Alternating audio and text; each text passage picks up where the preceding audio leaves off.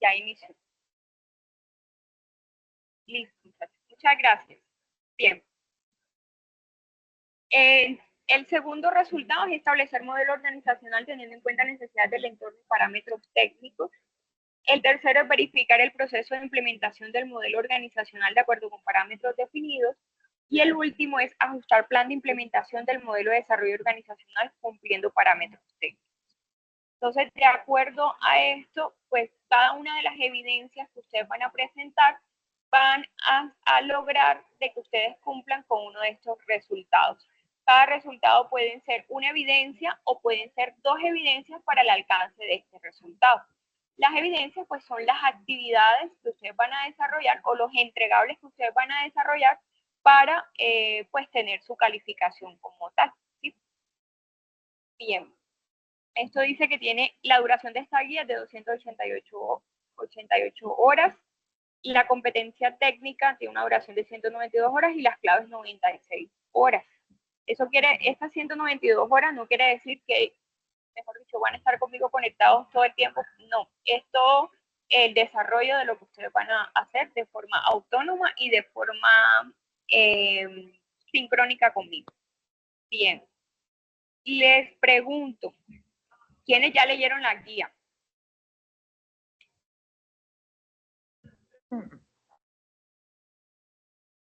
Supongo que ninguno.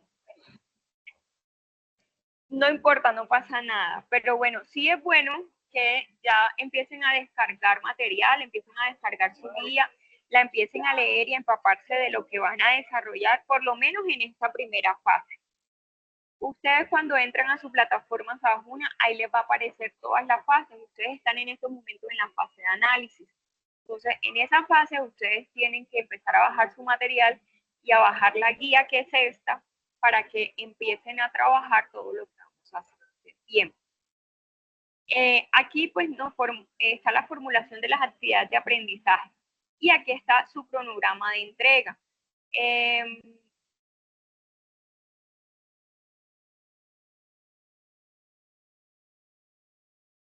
Está su cronograma de entrega para cada uno de los resultados. Entonces, aquí en la semana 1 tenemos 1 y 2, tenemos la entrega de la línea de tiempo y tenemos la síntesis. En la semana 3 y 4 tenemos el taller, en la semana 5 y 6 la infografía, 7 y 8 el informe. Y bueno, cada uno de las actividades que vamos a desarrollar. Entonces, esas actividades se van a ir programando de acuerdo a nuestras reuniones sincrónicas. O sea, el día de hoy terminamos la reunión sincrónica, entre esta noche y mañana les debe estar apareciendo la evidencia, el desbloqueo de la evidencia que ustedes tienen que entregar y van a tener un tiempo prudente para pues hacer esa entrega como tal y los intentos permitidos para que ustedes hagan esa entrega y enseguida empiecen a tener sus aprobados. Entonces, pues aquí toca leer toda la guía. No me voy a centrar a leerles todo, porque pues mire, son 17 páginas, se me iría toda la clase en eso, pero quería mostrarles la guía para que ustedes se empapen de lo que aquí vamos a desarrollar. Bien, regalen un momentico.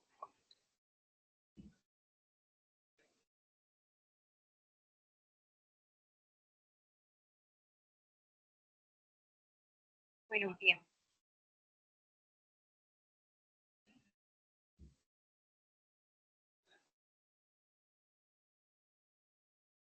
Listo.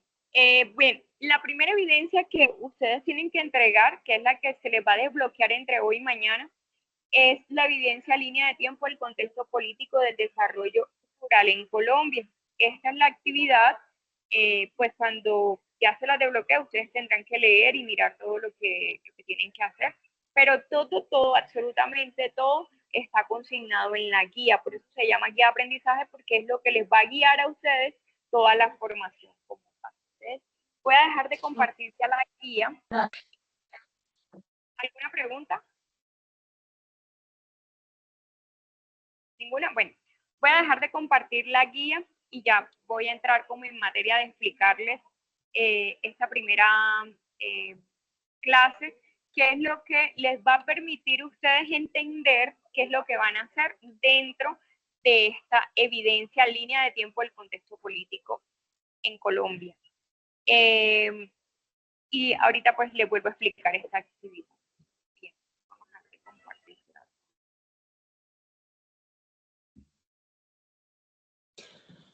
Profe, buenas noches. Tu disculpa, Instru.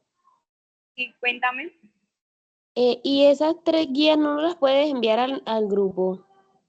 Corazón, yo se los puedo enviar, claro que sí, ni más faltaba y cuenten con eso, pero yo les voy a contar algo. Ustedes están en una formación virtual. A ustedes los van a medir por las veces que ustedes van a ingresar a la plataforma, ¿sí? Esas veces que van a ingresar a la plataforma es lo que les permite a ustedes o le permite al SENA decir, estamos cumpliendo con las horas de formación y los aprendices están cumpliendo con sus horas de formación. ¿Por qué? Porque ustedes están dentro de la virtualidad.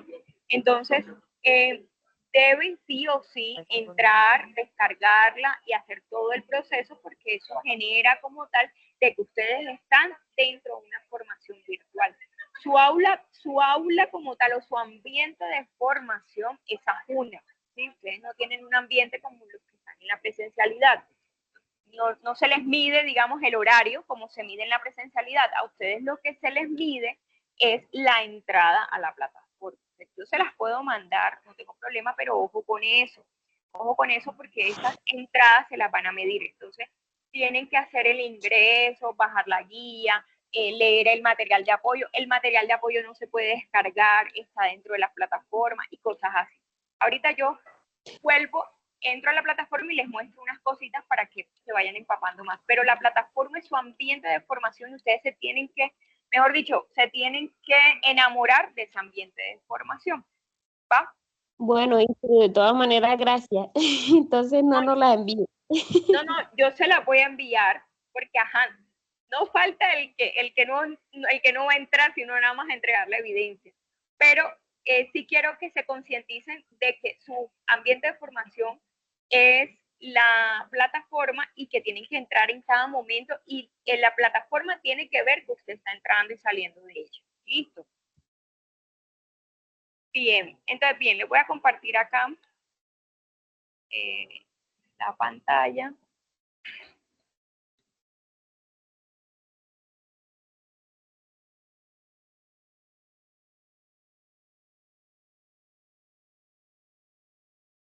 ¿Me confirman, por favor, que puedan ver la pantalla? Sí, señora. Sí, señora.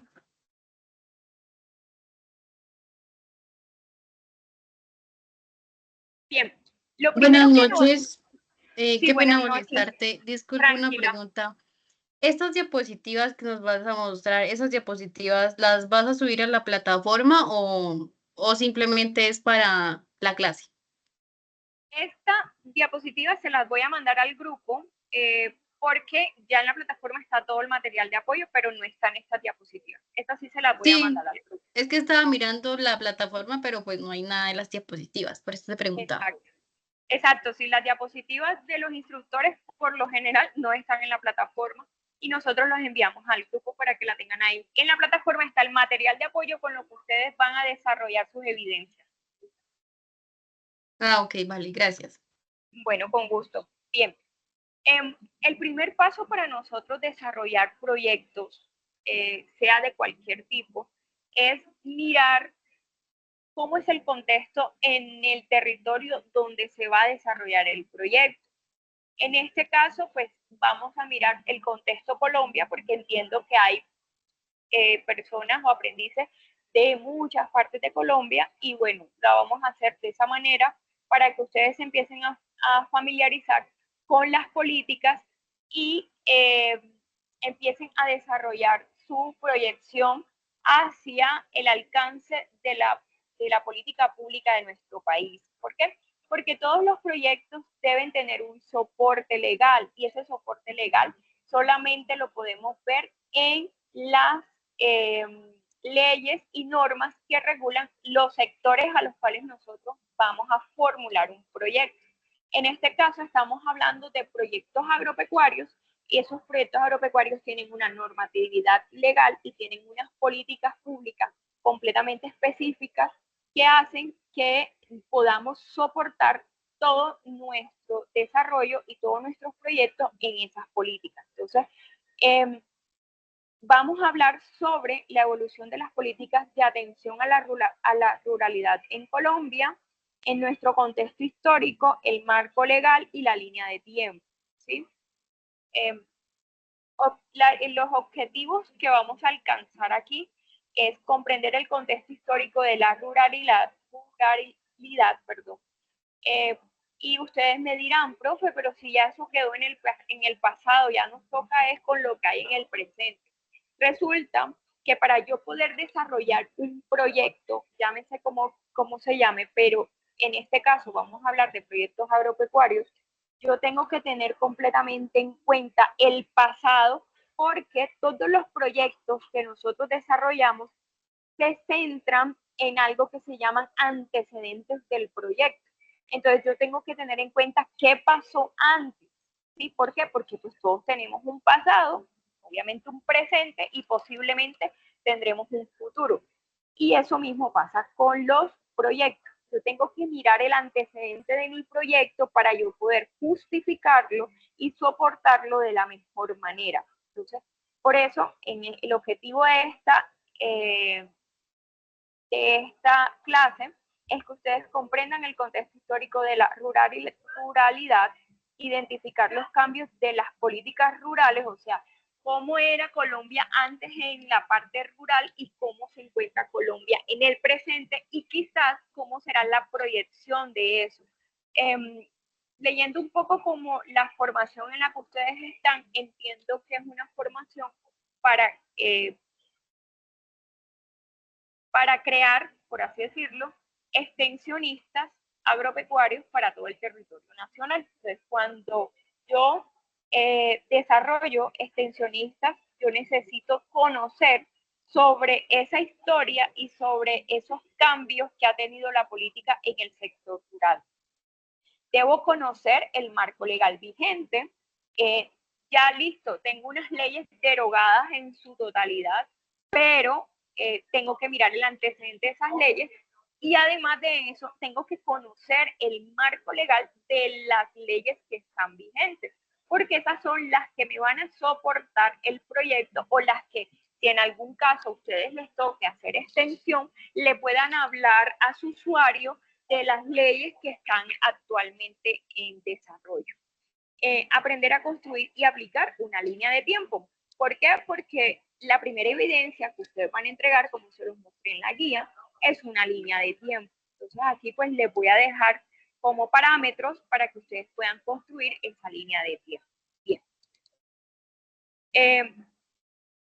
Vamos a primero contextualizar qué es la ruralidad en Colombia. Y según el concepto bibliográfico, la ruralidad en Colombia hace referencia a los territorios y formas de vida. O sea, la ruralidad no es solamente vivir en el campo o estar en el campo o fuera de las ciudades, no. Son las formas de vida que se desarrollan fuera de los centros urbanos.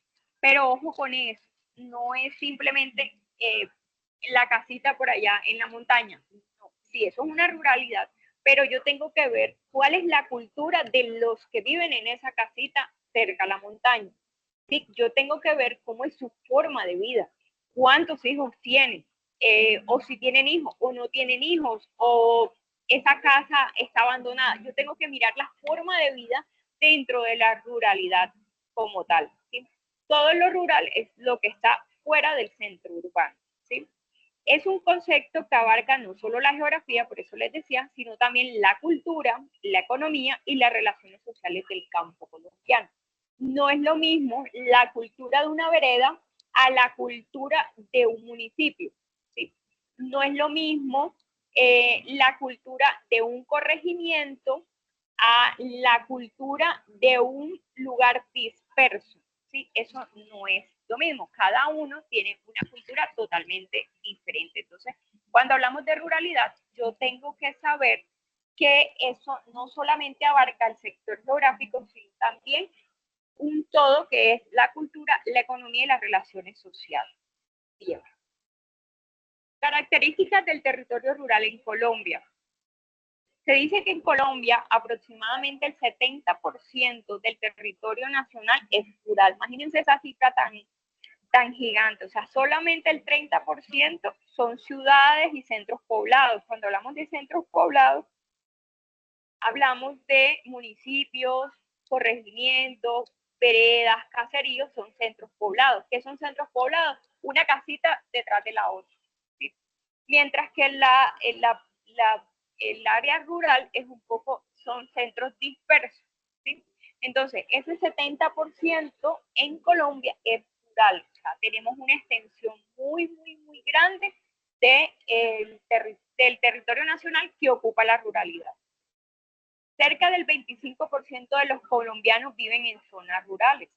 Es un porcentaje bajo, ¿por qué? Porque obviamente existen los centros poblados y las ciudades son las que más personas abarcan y más personas tienen. Entonces, en ese 70% que nosotros tenemos de ruralidad, solamente vive el 25% de los colombianos.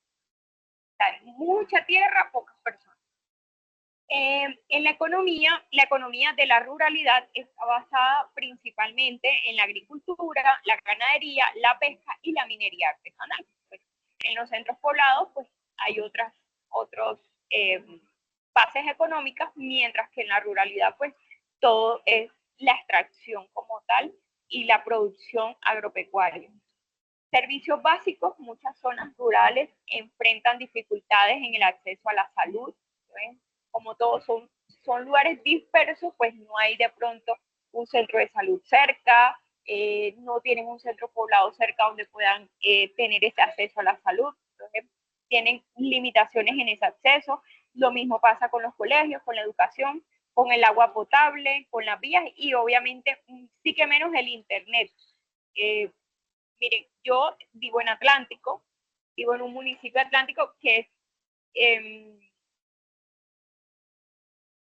es área metropolitana de Barranquilla, pero he trabajado pues en diferentes municipios. Atlántico es un departamento muy pequeñito, tiene 23 municipios y para recorrer todo el Atlántico uno se gasta alrededor de 4 horas recorriendo todos los municipios del Atlántico porque es bien pequeñito. Sin embargo, yo fui directora de UMATA muchos años y me tocó subir a unos lugares que aquí son altos, por así decirlo, y me llamaba la atención de que eran lugares que quedaban a menos de 45 minutos de Barranquilla y no tenían luz. Las personas vivían sin luz, imagínense. Si viven sin luz, ahora ¿cómo van a tener internet? Entonces el acceso a los servicios públicos y a los servicios básicos en la ruralidad colombiana son extremadamente.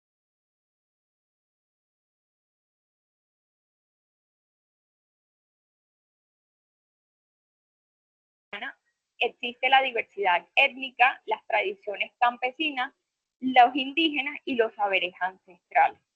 En esos saberes ancestrales pues entra la salud, entra los reconocimientos agropecuarios, entra producciones de forma diferentes y ancestrales y cosas de estas que pues ustedes en el quehacer diario, si alguno pues vive en la parte rural, se sabrá que eso es lo que se desarrolla dentro de nuestro territorio.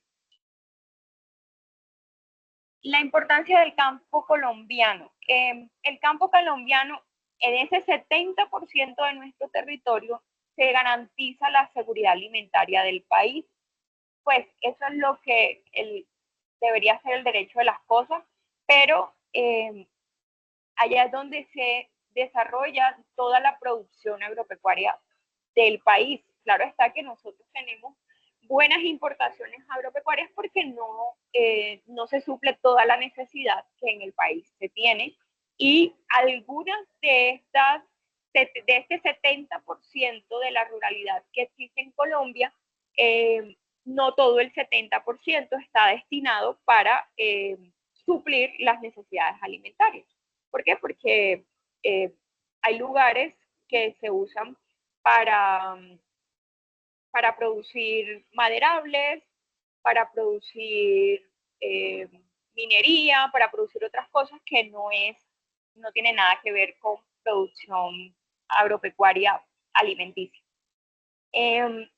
La ruralidad, obviamente, una de las importancias es que conserva la biodiversidad y los recursos naturales, porque nosotros tenemos sistemas de páramo, tenemos reservas naturales, tenemos serranías, y eso lo que permite es que nuestros recursos pues sean conservados. Otra de la importancia es la clave en la identidad cultural y patrimonial, porque obviamente dentro de la ruralidad, como les dije anteriormente, hay toda una cultura, hay toda una representación social, y eso es una identidad patrimonial del territorio nacional. Es fundamental para lograr la paz territorial y la equidad social. O sea, en nuestro país la ruralidad no se va a acabar, ni se puede acabar, porque con eso se consigue, o digamos que se trabaja para poder conseguir la equidad social y la paz territorial. Entonces, ¿por qué? Porque allá es donde se produce el alimento, en las ciudades no se produce alimento, y ciudades sin alimento, territorios sin alimentos, pues trae más pobreza y más cosas. Entonces, eso es algo que, bueno, hoy no vamos a entrar, pero es más o menos el fundamento del campo colombiano.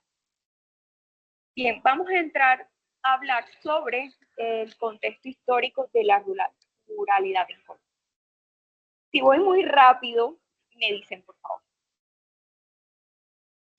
Bien, hay unos contextos que nosotros debemos conocer de nuestro territorio nacional y de nuestras políticas públicas que pasaron hace mucho rato, y que de pronto nosotros, ninguno de los que estamos aquí estaba ni siquiera en planes. De pronto ni los papás de nosotros habían nacido, pero hay que conocerla porque, como les dije, eso constituye un antecedente, ¿sí? Esperemos un momentico.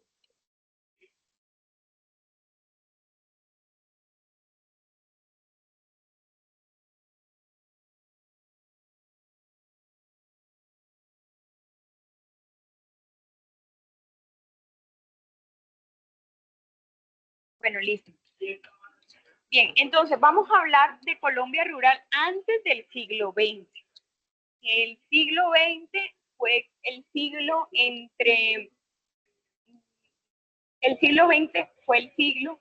donde Colombia se independizó, allá en los años 1800.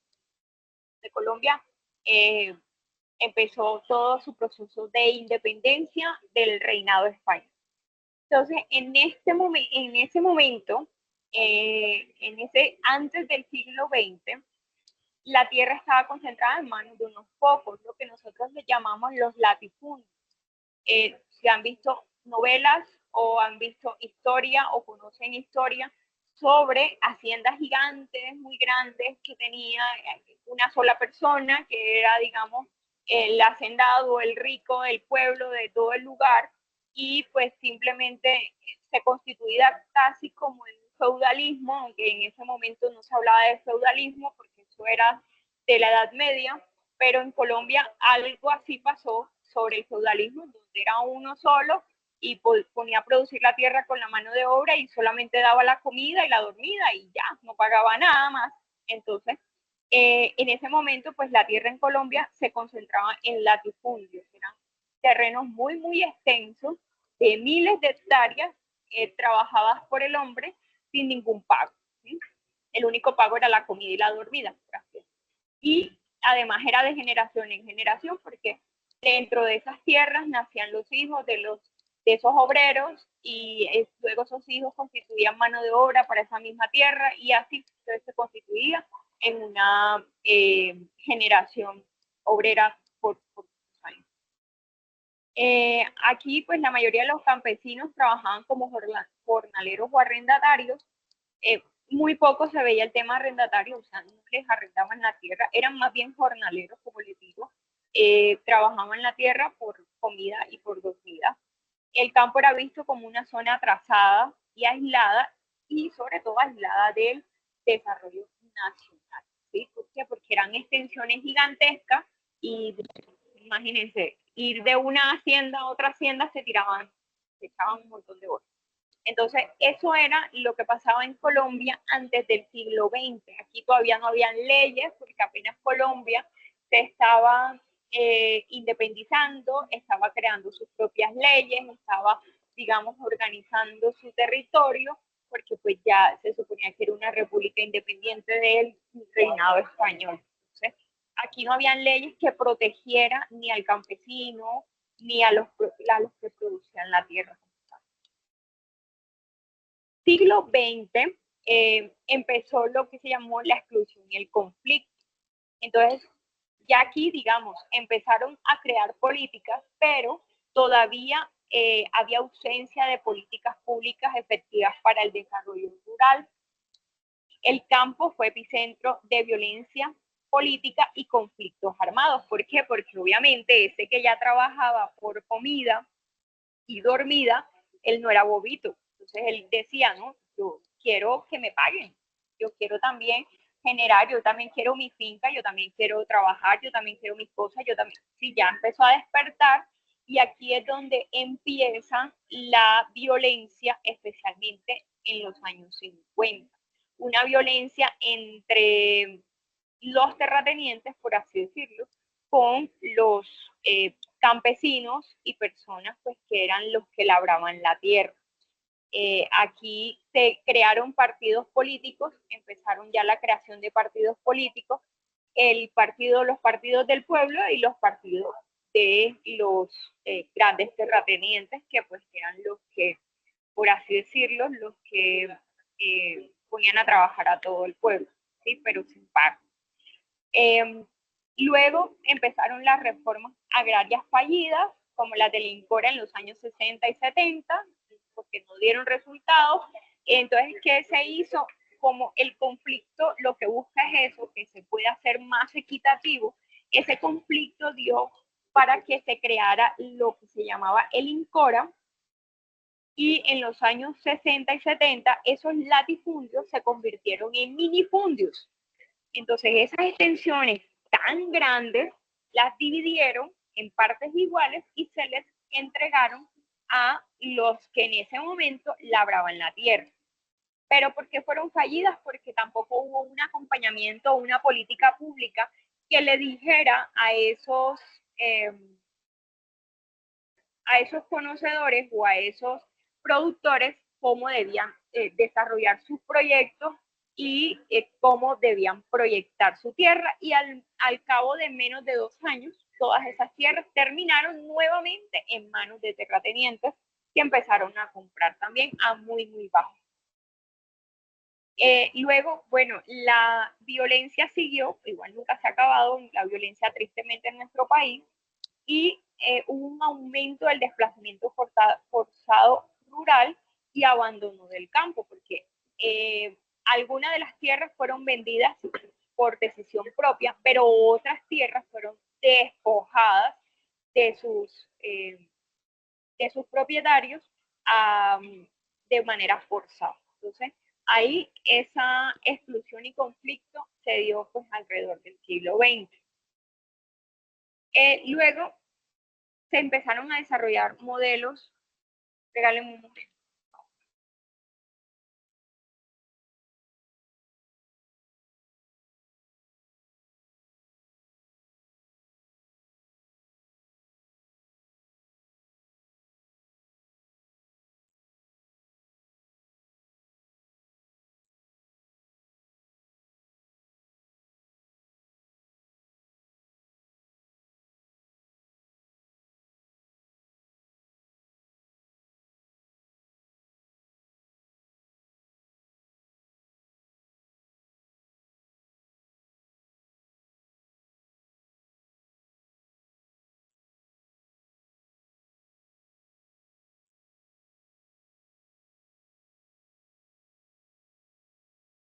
Hola, qué pena, ya estoy con ustedes. Bien.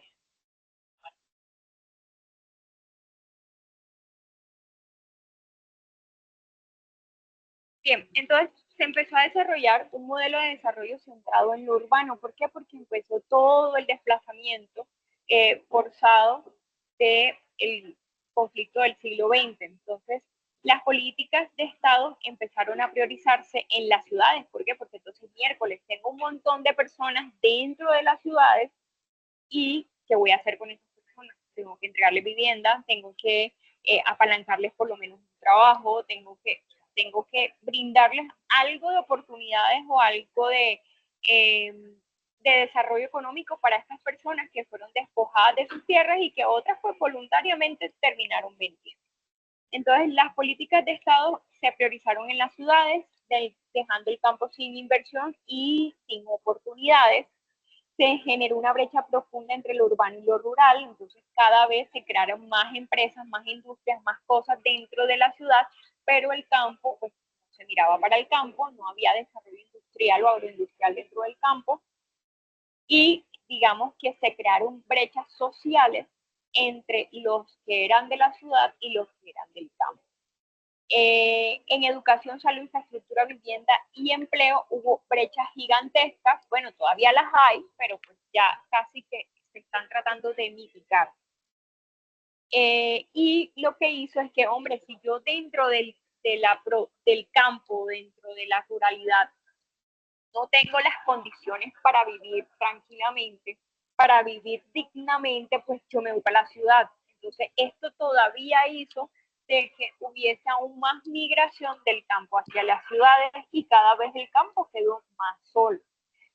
Que sigue estando un poco solo actualmente, pero muchas de las políticas que hoy en día están tratando de regresar a muchas generaciones o a estas generaciones a que regresen al campo y que puedan desarrollar actividades que sean realmente productivas y realmente sostenibles. Entonces, esto pues luego pasó después del siglo XX.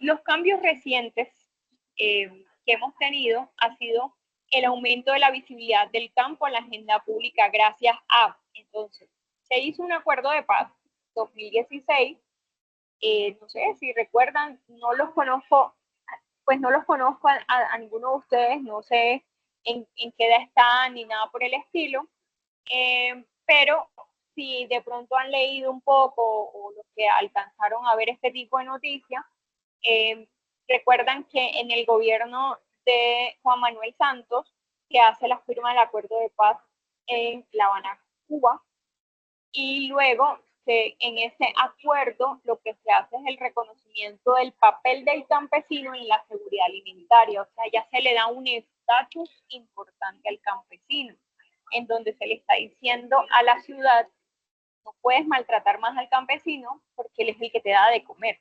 ¿Sí? Entonces, en este acuerdo de paz, pues queda consignado este reconocimiento y también se hicieron movimientos sociales y rurales, o sea, hubo un montón de marchas, un montón de cosas que permitieron pues que esto esté avanzando, ¿sí? No es algo que ya está totalmente consignado, porque sería un romanticismo decirlo, pero por lo menos ya el papel del campesino está siendo muy, muy diferente. Bien, en la década de 1960, bueno, aquí ya les voy a mostrar la evolución de las políticas públicas rurales en Colombia. De acuerdo al contexto que ya vimos anteriormente, vamos ahora sí evolucionando el contexto. En la década de 1960 se hizo el primer intento de reforma agraria. ¿Recuerdan qué pasó antes de la reforma agraria? Entonces, para que no se me vayan a dormir, les voy a hacer aquí un pare y vamos a hacer una participación rápida. Los quiero escuchar, me dicen su nombre y ahí de pronto me voy aprendiendo algún nombre. Y me cuentan qué pasó antes de que existiera el INCORA.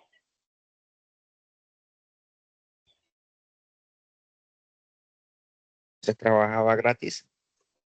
Se trabajaba gratis. Ajá. ¿Quién más dice otra cosa?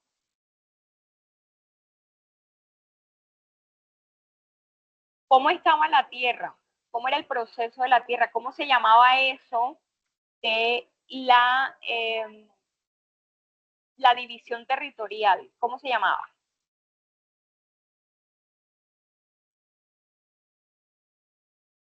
Había una desigualdad en la distribución de la tierra, profesora. Exacto. Y esa desigualdad dentro del concepto territorial, ¿cómo se llamaba?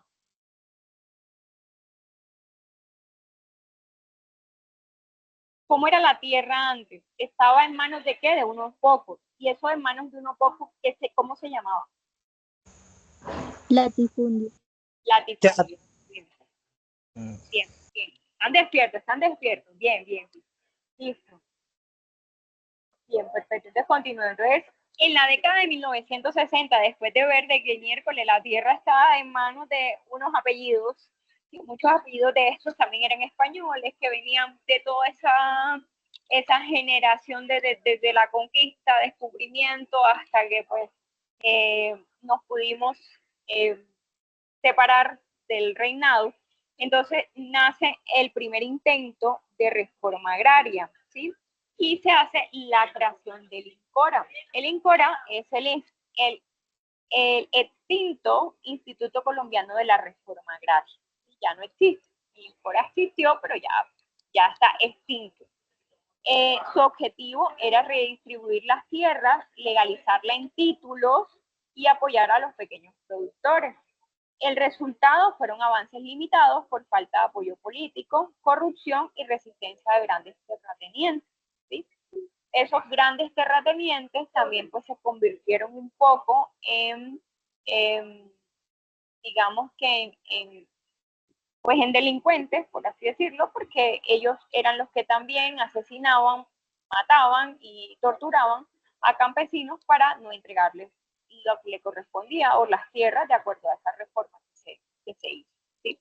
Porque además que les compraban, el Estado lo que hizo era comprar la tierra, yo te compro tu pedazo, lo divido y se lo doy a los que de verdad no tienen cómo comprarlo, pero aún así, ni pagándoles querían soltar la tierra. Entonces, por eso fue un intento, porque no fue exitosa esa reforma agraria. Luego, en la década, miren cómo va la evolución de nuestra política pública rural en Colombia. Entonces, luego, en la década de 1990, en el 1991, se constituye, se desarrolla y se firma la Constitución de 1991, que es la Constitución que tenemos vigente en estos momentos y la que nos rige en todo el territorio nacional. Aquí en esa Constitución se reconoce el derecho a la participación ciudadana, o sea, ya todos los ciudadanos tienen voz y voto dentro de la República de Colombia.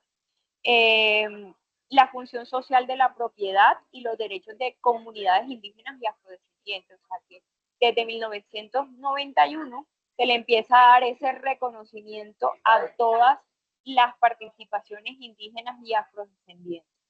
Se fortalece la descentralización, entonces con esta constitución se crean los departamentos y se crean las gobernaciones, las alcaldías y lo que hoy conocemos dentro de nuestro territorio nacional, ¿sí? Y se promueve el desarrollo territorial. Antes de esto eran provincias, entonces la provincia del Caribe, la provincia de tal cosa, eran provincias, y luego con la Constitución de 1991, pues se desglosa todas esas provincias y se crean todos los que son los departamentos y los municipios, y cada uno pues con un gobernante para descentralizar un poco los recursos y poder pues gestionar desde el territorio. Pues que hoy en día, si eso fuera así de romántico, pues Colombia fuera un poquito mejor. Las leyes claves del desarrollo rural. Después de la Constitución de 1991 se empiezan a crear las diferentes leyes para poder darle vigencia a la ruralidad o a la producción agropecuaria en Colombia. Entonces se crea la primera ley, que es la Ley 101 de 1993. Esta ley impulsa la productividad y la competitividad agropecuaria.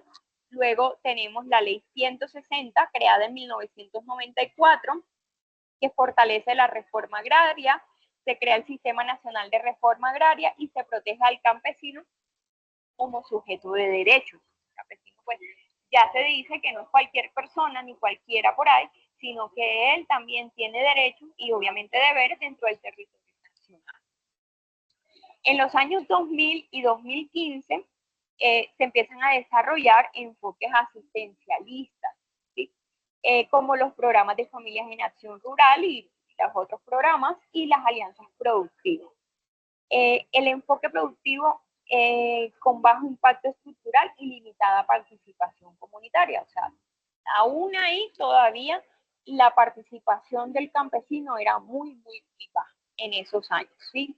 Todavía pues había muchos terratenientes, muchos latifundios todavía no tan grandes como los de antes del siglo XX, pero sí todavía existían haciendas y empresas agropecuarias muy extensas. En el 2016 se firma el Acuerdo de Paz y la Reforma Rural Integral. Se hace la Reforma Rural Integral. Aquí el punto 1 del Acuerdo de Paz plantea el acceso y formalización de las tierras, la infraestructura rural, en donde se dice de que en la parte rural hay que tener buenas vías de acceso, exigen, pues el Acuerdo de Paz es como una exigencia al gobierno, a los gobiernos, al Estado de turno, que hayan vías de acceso, que haya salud, que haya servicios públicos, servicios básicos, que todos tengan acceso a la educación,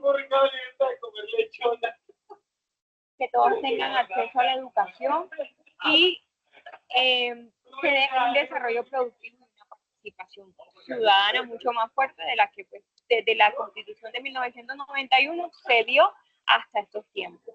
Y en este acuerdo de paz nace, ya se acaba INCODER, INCORA y todas estas, y nace la Agencia de Desarrollo Rural, que es la que hoy conocemos como la ADR. En el 2017 se crea la Ley 1876, el Sistema Nacional de Innovación Agropecuaria SNIA. Se dan cuenta que en su programa de formación nombran el Sistema Nacional de Innovación Agropecuaria, nombran el SNIA, porque es el sistema que está en vigencia, que nos rige en el sector agropecuario y que tiene toda una particularidad de desarrollo sostenible hacia la productividad del territorio. Entonces, esta ley crea el SNIA como marco institucional. Esta ley deroga la ley 607, por eso no se las nombré anteriormente, 607 del 2000, porque esta ley la derogó en la totalidad de sus artículos. Estas leyes, me devuelvo un poquito, estas leyes, la 101 y la 160, aún están vigentes en algunos artículos. ¿Por qué? Porque la ley 1876 deroga algunos de esos artículos. Entonces, cuando ustedes tengan la oportunidad de ver estas leyes, se van a dar cuenta que en la ley por lo menos 101, en alguno de los artículos puede decir derogado en su totalidad por la ley 1876 o derogado en su totalidad por la ley 607 del 2000. Y luego entonces en la ley 1876 dice artículo derogado en su totalidad por la ley tal. ¿Sí? Entonces, la que nos rige en estos momentos y con la cual se van a familiarizar ustedes es con la ley 1876. Entonces, esta ley crea la SNIA como marco institucional para la investigación, la extensión y transferencia de tecnología agropecuaria. Aquí ya no se habla de asistencia técnica agropecuaria. En esta ley ya queda totalmente abolida la asistencia técnica agropecuaria porque la 607 hablaba de asistencia técnica y ya aquí no se habla de asistencia técnica. Se habla de extensión agropecuaria y la extensión agropecuaria va mucho más allá de simplemente ir a hacer una asistencia técnica. En los años 90, por así decirlo, entre los años 80, bueno, 70, 80, 90, que todavía existía el INCORA, el INCODER, primero fue el INCORA, luego pasó a ser el INCODER, se hacía la asistencia técnica, entonces iban los asistentes, iban todos los profesionales del campo, como los agrónomos, los veterinarios, los zootecnistas y todos los profesionales del campo, los técnicos agropecuarios y todos lo que estaban, iban a hacer asistencia técnica. Entonces, no que tengo una vaca que está caída, que esta cosa, que la otra. Entonces iban y simplemente ponían lo que tenían que poner y ya se iban. Esta ley no habla de asistencia, habla de extensión. Cuando hacemos extensión, yo tengo que mirar todo el contexto de esa familia, de esa producción, de lo que me están contando, y tengo que mirarlo en varios ángulos. No solamente lo puedo mirar en la parte productiva, porque la parte productiva puede también verse afectada por la parte social o por la parte ambiental. Entonces yo hago todo un proceso de extensionismo en donde primero hago una caracterización, luego puedo empezar a hacer actividad de asistencia y todo esto que conlleve a que esa producción no se vea afectada por ningún proceso. ¿Ves? En esta ley se habla sobre extensión agropecuaria. Y también esta ley impulsa la investigación agropecuaria y la transferencia de tecnología. Esta ley también busca cerrar las brechas tecnológicas entre el campo y la ciudad, o sea, cada vez se está buscando que el campo esté más conectado hacia el dinamismo global y sobre todo a las ciudades que están inmersas en él. ¿Sí? Fortalece la articulación entre el Estado, universidades, centros de investigación y productores rurales. O sea, este sistema lo que hace y lo que busca es que no esté el productor solo, sino integrar a todas las instituciones del territorio nacional que hagan posible que el campo en Colombia sea más productivo. Entonces, aquí se integran universidades, se integran los centros de investigación, anteriormente se llamaban nuestros centros de investigación, anteriormente se llamaba Corpoica, hoy en día se llama Agrosavia, pero han nacido otros centros de investigación, las universidades de investigación, nosotros como SENA hacemos investigación, y esa investigación lo que busca es proteger la productividad del campo, ¿sí? Entonces, por ejemplo, ya nosotros, por lo menos desde el SENA, nosotros no solamente le hablamos al productor de que siembre yuca, le hablamos de que siembre yuca, pero luego la procese, luego haga harina de yuca. Y esa harina de yuca la puede exportar y luego le acompañamos a que pueda exportar, y cuando ya está exportando, pues les acompañamos a que puedan desarrollar un proyecto mucho más grande, mucho más productivo. No nos quedamos simplemente en hacerle la asistencia técnica de un producto en específico de siembra yuca, eso se siembra a tantos metros de distancia, tanto de esto, no, sino que hacemos todo un proceso para convertir al productor en un agroempresario de algún producto o de varios productos en específico. Entonces, esta ley lo que empezó fue articular a todas esas instituciones para que todos pudiéramos mirar hacia el campo y le diéramos la visión la importancia que la ruralidad en Colombia tiene. ¿Vamos claros hasta aquí?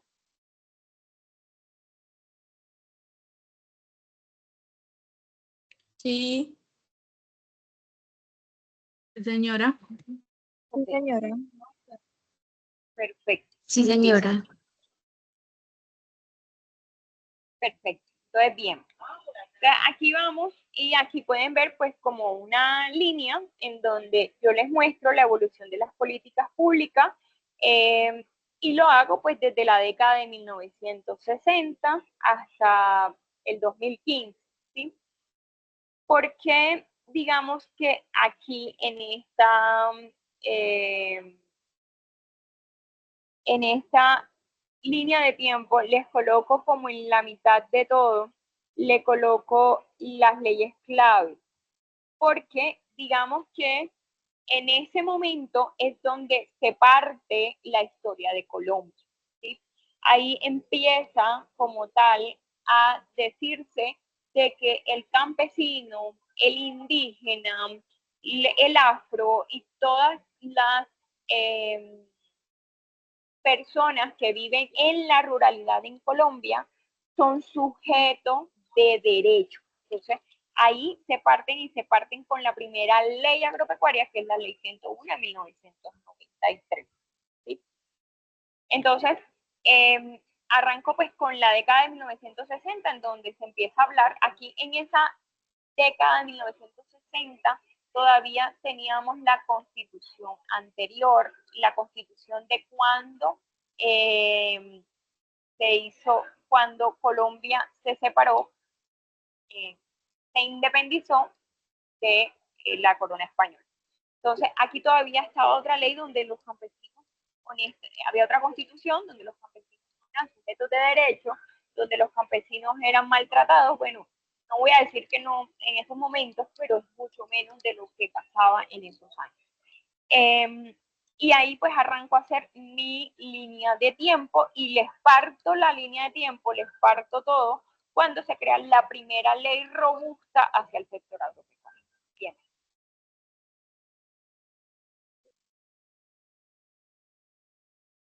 ¿Cuál es el marco legal vigente que nos soporta el desarrollo de proyectos agropecuarios en Colombia?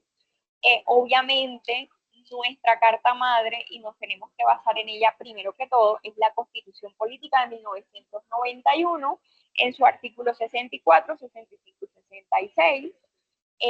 La Ley 101 de 1993, que es la Ley General de Desarrollo Agropecuario y Pesquero. La Ley 160 de 1994, que es la Ley de Reforma Agraria. El Acuerdo Final de Paz, que es el punto de la reforma rural integral. Aquí ya no hablamos de reforma agraria, sino que ya estamos hablando de una reforma rural integral. Y luego, que es la ley que tenemos vigente y la más actualizada, que es la Ley 1876 del 2017, en donde se crea el Sistema Nacional de Innovación Agropecuaria, ¿sí?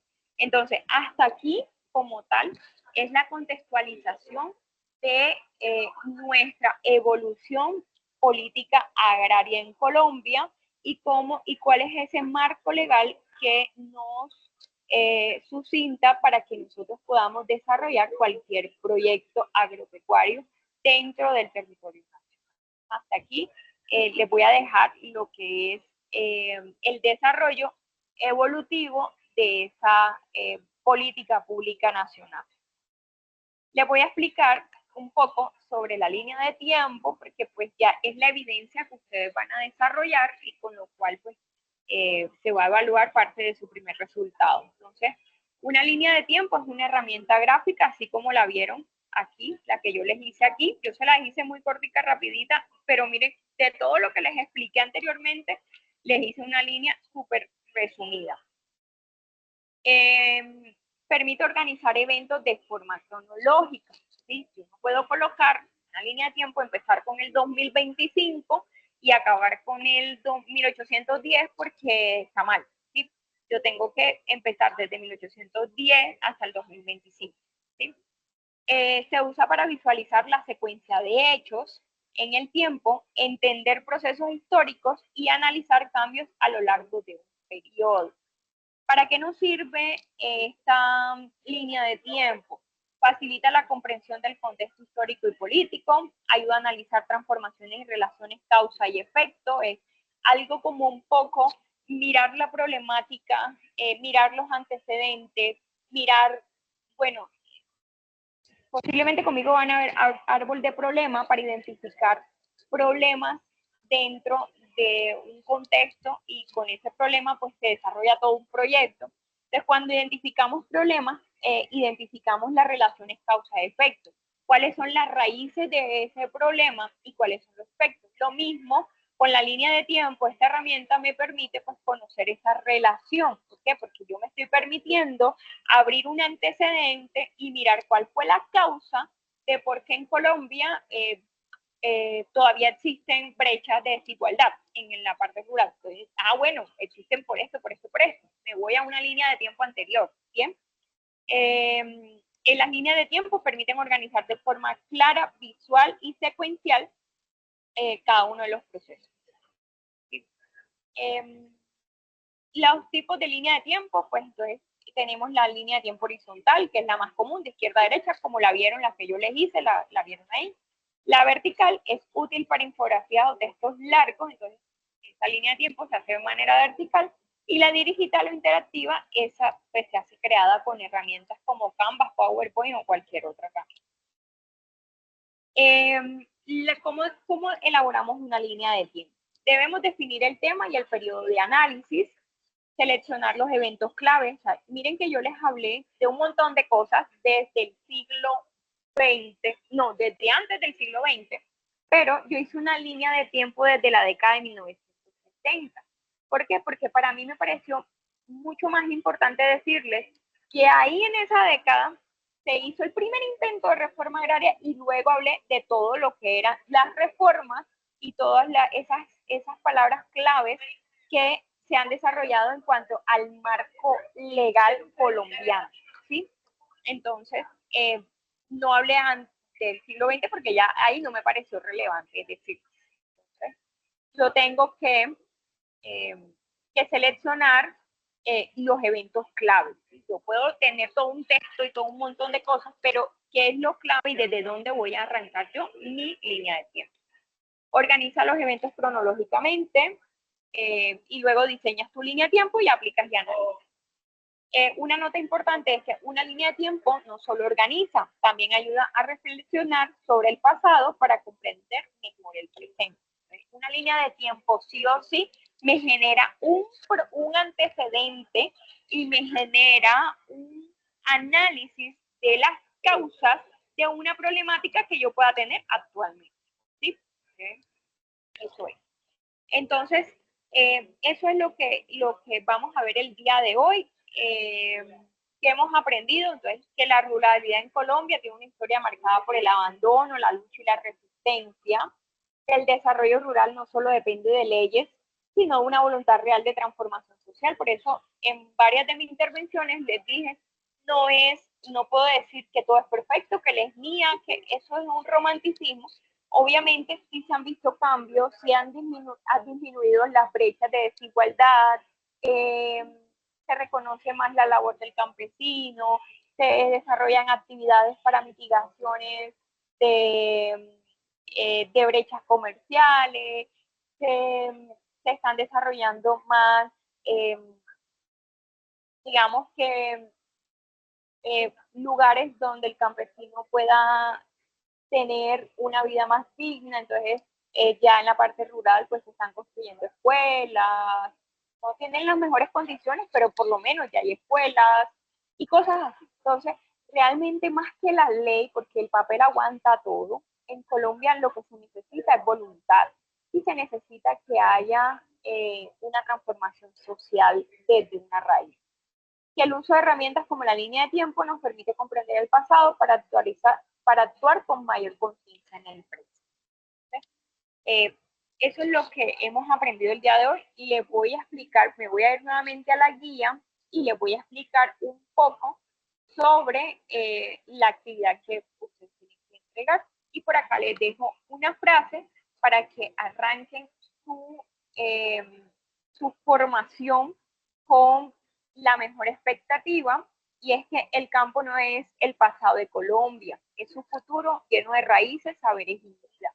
Si ustedes están estudiando esta formación, supongo que o es porque están dentro de esa ruralidad o hacen parte de esas comunidades rurales, de ese territorio disperso colombiano y que quieren realmente ver un cambio. Y ustedes son la generación del cambio para ese futuro en la ruralidad colombiana. Les dejo eso para que se motiven, para que vean que ustedes pueden hacer mucho y que aunque creamos que una sola golondrina no hace verano, créanme que sí, un solo granito hace florecer. Entonces, yo los invito a que puedan desarrollar muy bien su formación, le pongan el mejor ánimo y tengan las expectativas y la motivación siempre por encima de cualquier pretexto. Entonces, ahí les dejo esa reflexión. Si tienen alguna pregunta, tomamos un tiempito para responder.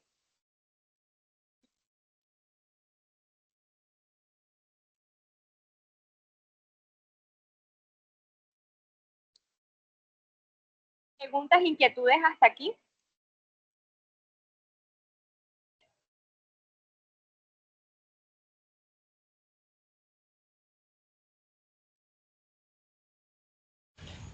Hola, profe, ¿cómo está? Buenas noches para Buenas todos. noches.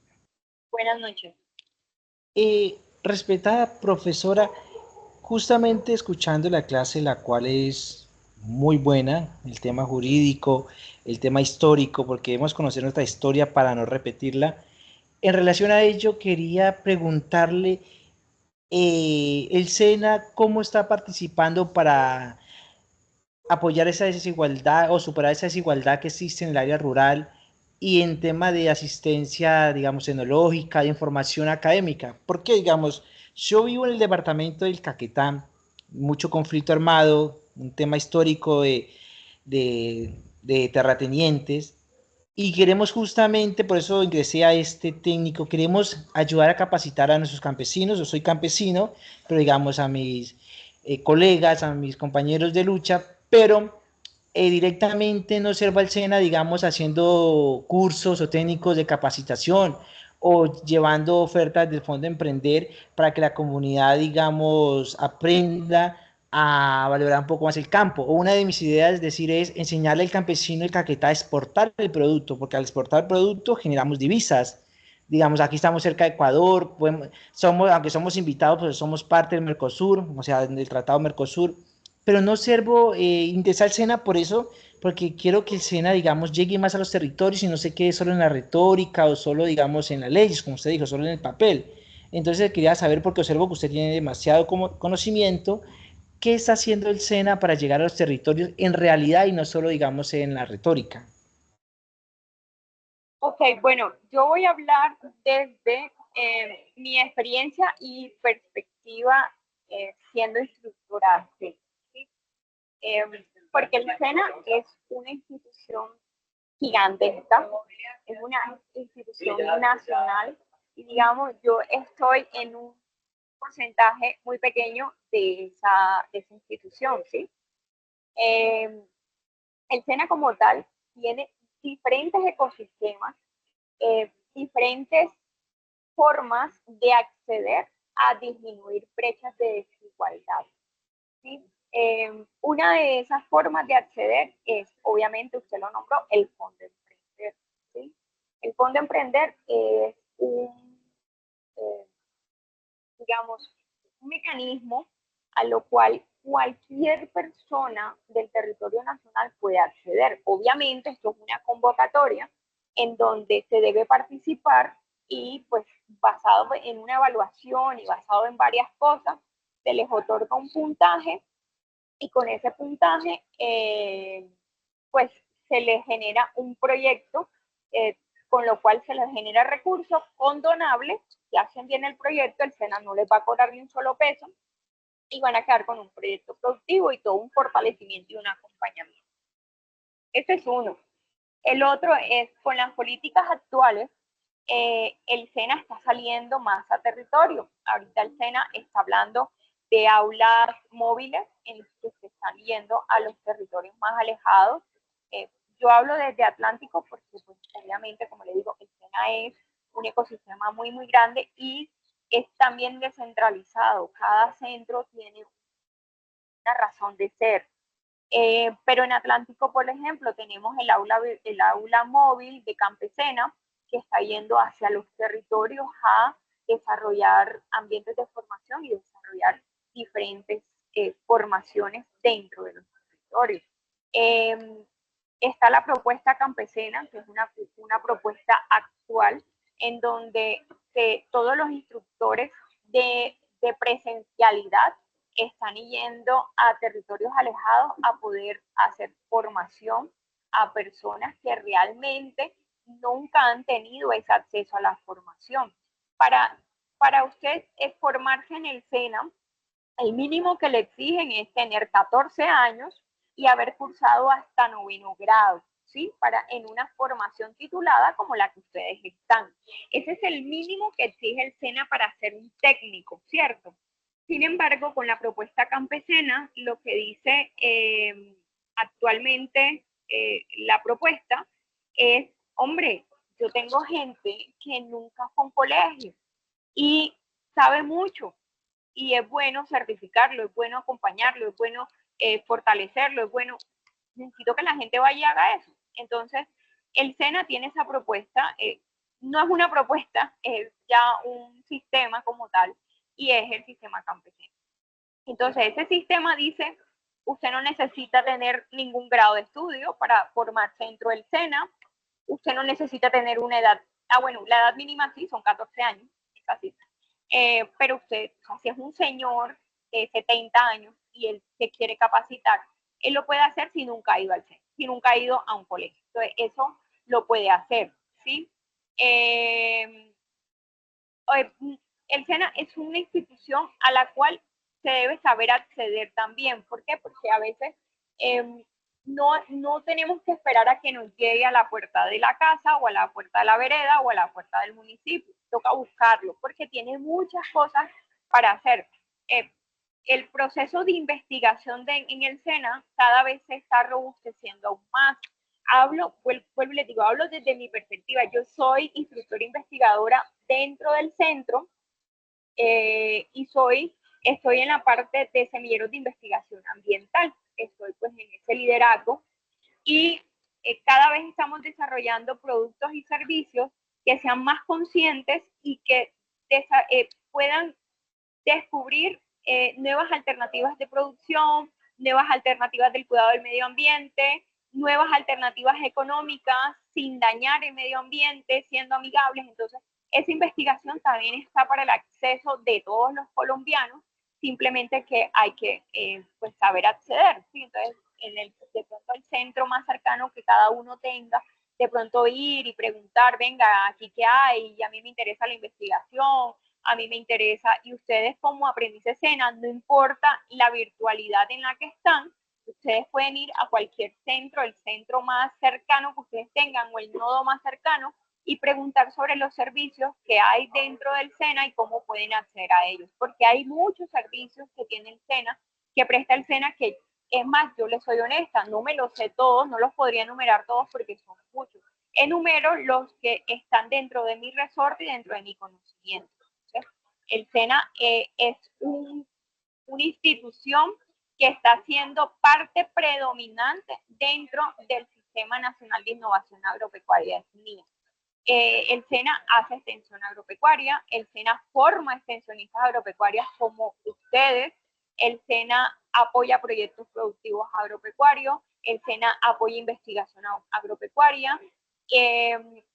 Hablando qué día con una chica, es ganadora de Fondo Emprender, y me dice, señor, me llamaron de Tecnoparque porque me van a hacer todo el desarrollo de producto para poder exportar. Entonces, fíjense que sí hay, lo que pasa es que también hay que hacer las cosas bien, ¿sí? Entonces, eso es el SENA. Angie tiene una pregunta. Cuéntame, Angie. No, yo quería responder de cierta manera como la pregunta del compañero, porque digamos de donde yo soy, sí hacen hacen como cursos y también les dan la opción de tener un técnico pues a las personas. Pero ya hasta donde yo tengo entendido, ya es cuestión del alcalde y del consejo. O sea, del alcalde y el consejo promover eso, hablar con el SENA para que lleguen esos proyectos como al lugar. Ok, sí, Angie, tienes razón en una parte. Te voy a aclarar algo. Con Fondo Emprender, por ejemplo, Fondo Emprender es la estrategia SENA para fortalecer proyectos productivos de cualquier sector, porque no es solamente en el sector agropecuario, de cualquier sector. Fondo Emprender abre convocatorias nacionales, o sea, de rubro nacional, que el gobierno dice, este año vamos a fortalecer, yo qué sé, 3.000 emprendimientos. Esos 3.000 emprendimientos valen 50.000, 40.000, 20.000 millones, no sé. Sí, eso es de acuerdo al presupuesto nacional y se abre para todo el territorio nacional. Y ahí pues se evalúan todo lo que hay en todos los proyectos que se presenten en el territorio. Esa es una. Sí. Ahora bien, hay convocatorias territoriales. Entonces, por ejemplo, dice la gobernación, hombre, yo quiero aportar un recurso para poder apoyar a mis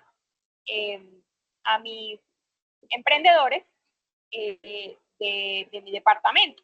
Yo voy a dar 10.000 millones de pesos para eso alcanzará, no sé, para 700, no sé, mil emprendedores, y la gobernación hace una convocatoria cerrada solamente para su territorio. O sea, ahí, si yo hago Atlántico va a hacer una convocatoria, pues los de Bolívar no se van a poder presentar, porque es solamente para los que viven dentro del territorio.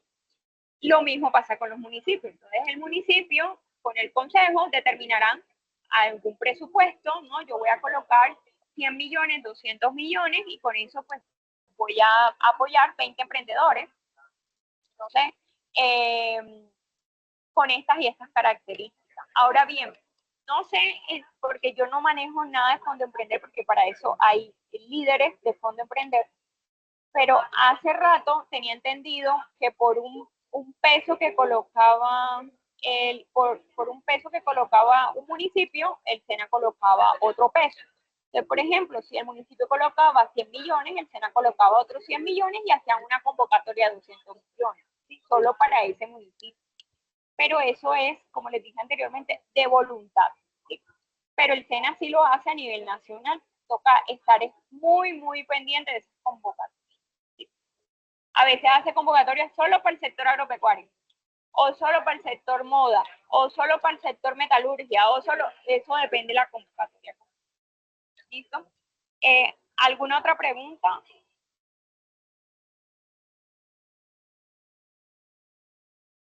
¿No?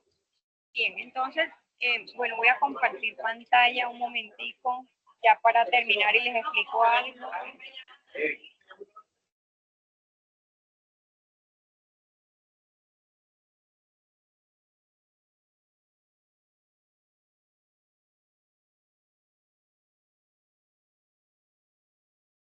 Bien, aquí les voy a compartir, voy a entrar a mi Sajuna.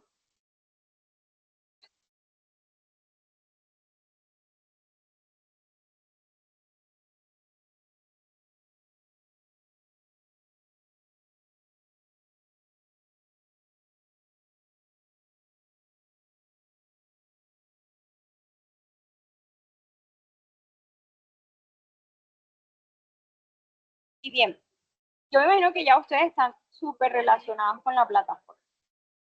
Yo nada más tengo esta solita formación virtual porque yo soy más de formación presencial. Pero bien, entonces yo entro a mi formación que tengo acá. Bien, entonces aquí, bueno, tienen los anuncios, tienen todos los componentes como tal, ¿sí? Aquí tienen la inducción y bueno.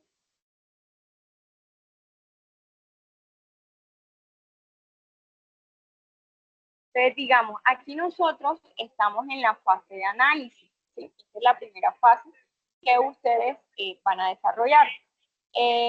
Tenemos la actividad del proyecto 1, aquí ya la abrí, y tengo el material de formación. Aquí descargan la guía de aprendizaje que yo les mostré hace poquito, la descargan para que la puedan leer completamente. Yo me comprometí con ustedes que yo la voy a enviar, pero por favor hagan ustedes también la entrada y descarguen su guía.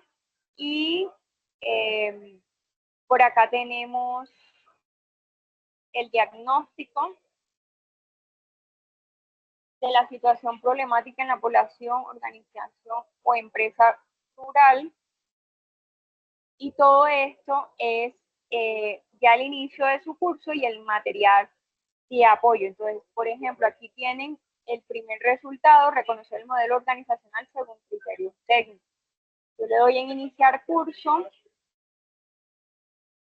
y aquí empiezo a leer todo ese material de apoyo, que es lo que me va a mí a ayudar para hacer la línea de tiempo. Entonces, aquí está el desarrollo rural y las políticas agrarias en Colombia y todo lo que habla sobre ese desarrollo rural. Y aquí ya les empiezan a hacer una línea de tiempo, ¿sí? Entonces, segundo periodo, tercer periodo y todo el material de apoyo que ustedes van a desarrollar para eso. Entonces, aquí miren que aquí hablan de Infoder, Aquí pues les nombran al presidente Álvaro Uribe, y bueno, todo como tal. Por acá ya hablamos del Acuerdo de La Habana del 2016.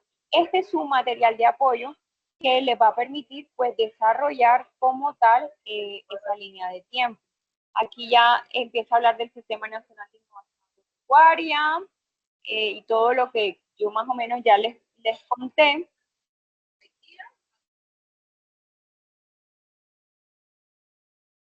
Bien. Ay.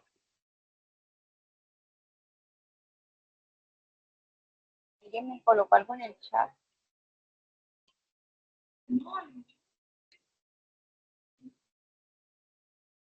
Okay, aquí me dicen que no ven nada, no están viendo nada. Ah, ya, bien. Listo. No, profe. Ok, gracias.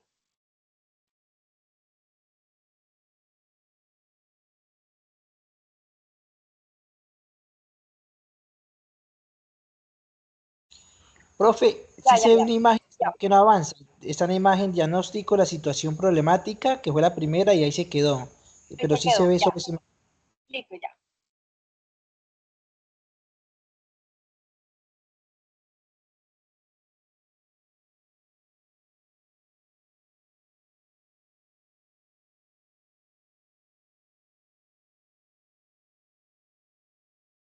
Abrió otra ventana ya.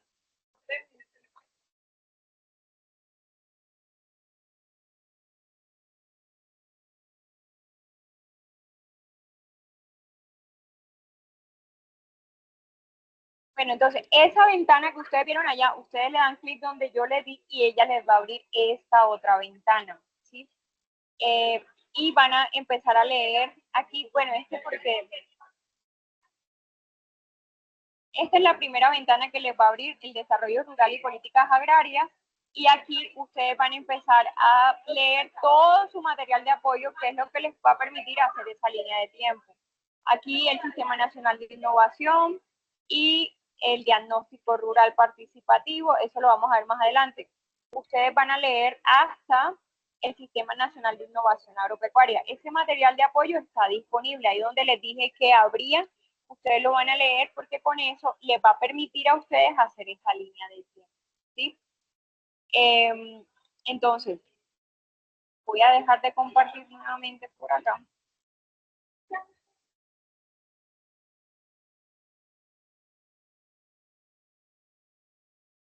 Bien.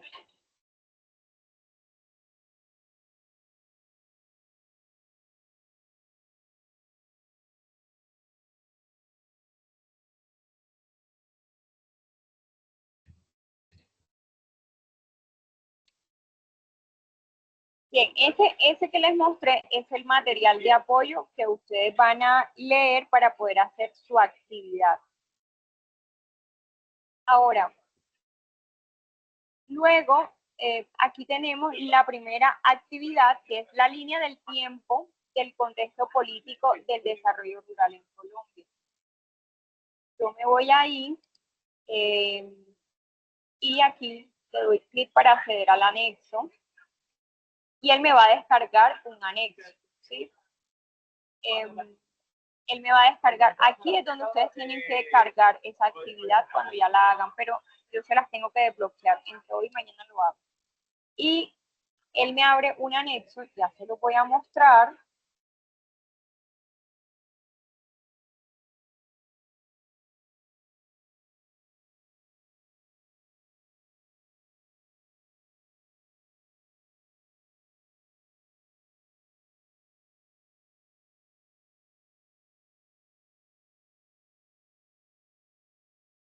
Y aquí está el anexo de la línea del tiempo.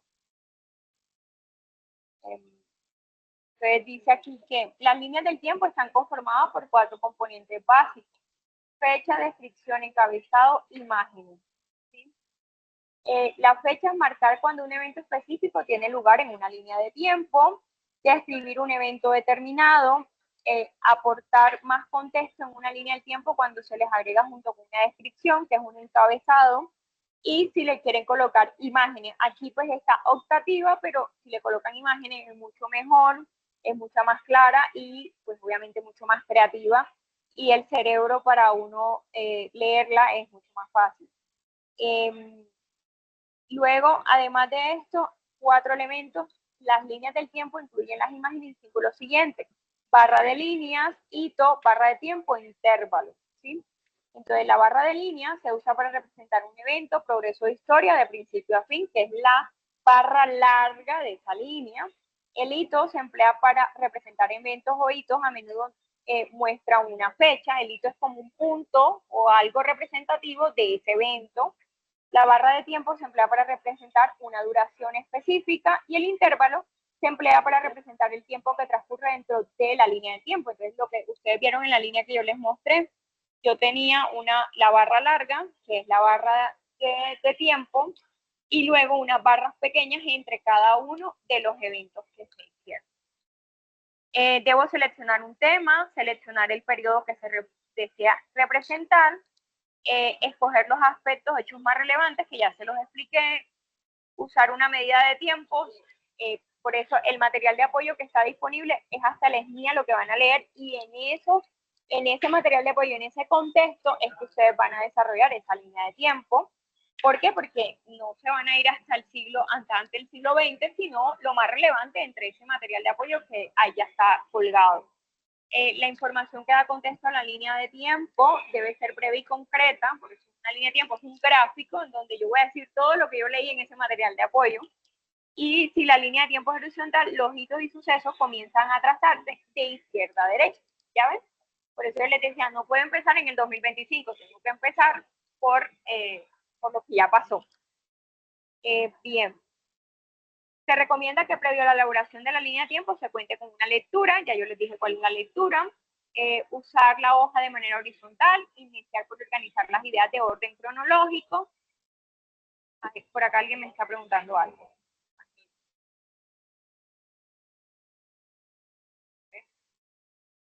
Creo que una pregunta. ¿Usted detuvo la grabación? No, está grabando.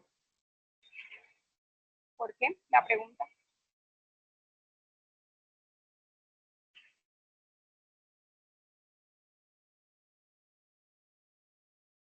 Ella está grabando, ¿no? Ahí vamos a mirar. Sí, ahí está grabando. Bien.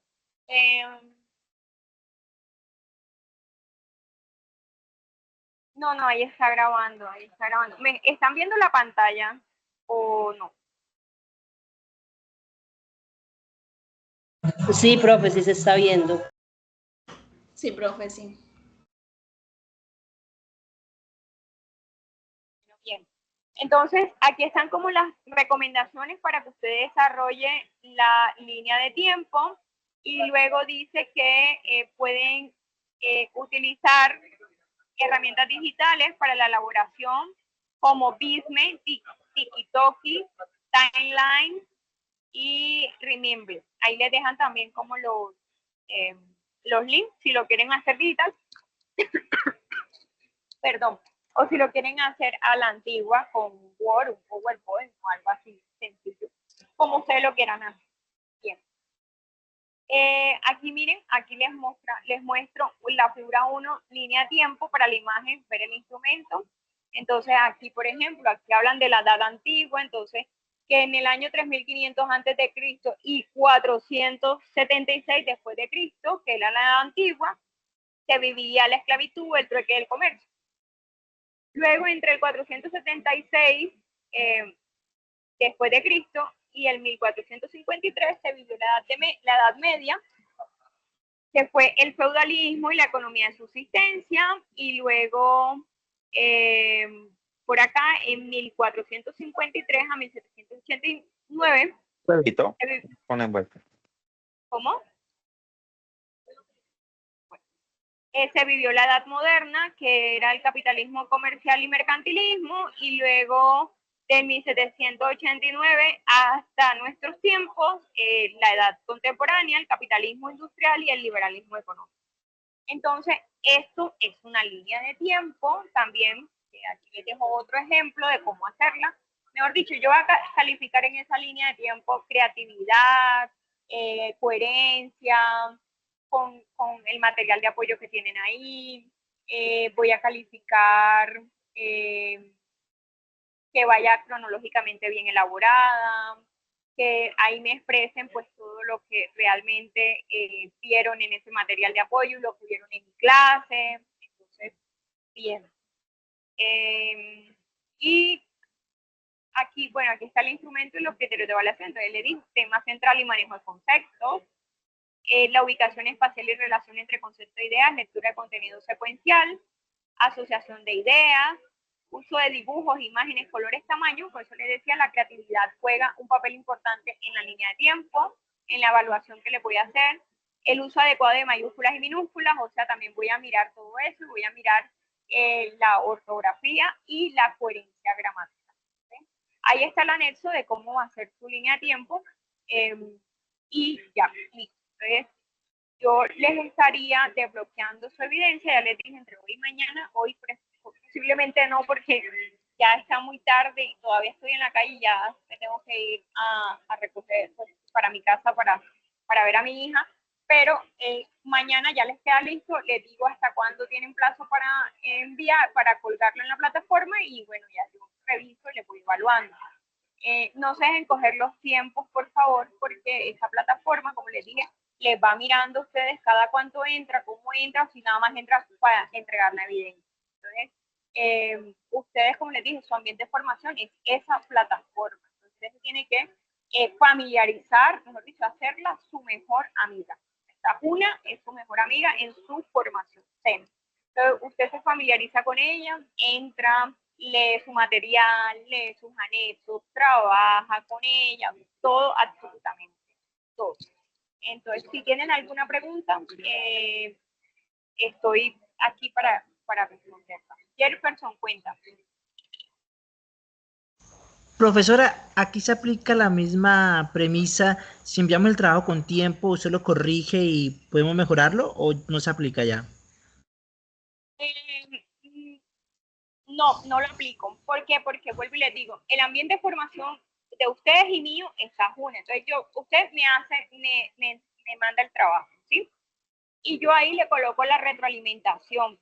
Jefferson, por favor, mejora tal y tal cosa, y yo te activo otro intento, ¿sí? Y tú ahí colocas nuevamente la actualización que yo te mandé a hacer. Y ya, con eso yo te evalúo, pero eso debe quedar consignado todo por la plataforma. Sí, perfecto, profe. Muy amable, gracias. ¿Ninguna otra pregunta?